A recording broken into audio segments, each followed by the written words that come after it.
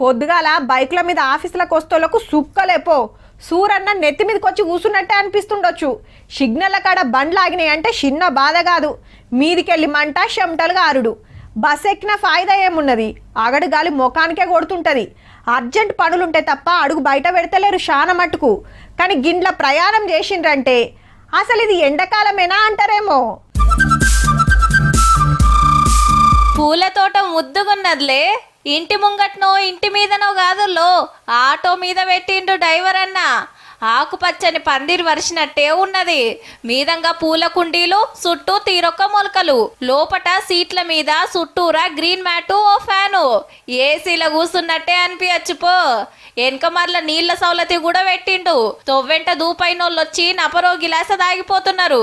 సొంతూరు మైబాద్ అయితే ఓ పని మీద సిద్దిపేటకొచ్చిండట. పేరు అంజీ.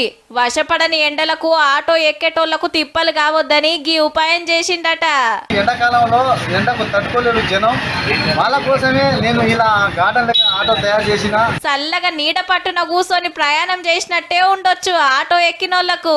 మీటర్ మీద ఎక్కువేం తీసుకోడటంలో మామూలు ఛార్జే తీసుకుంటాడట. గ్రీన్ ఆటోలో ప్రయాణం చేస్తానికి ఫోన్లు చేసి బుకింగ్ చేసుకుంటుర్రంటే చూడుండ్రిగా. పబ్లిక్ కు చల్లటి ప్రయాణం, ఇటు గిరాకీ. ఉపాయం అంటే ఈ డ్రైవర్ అన్నదే.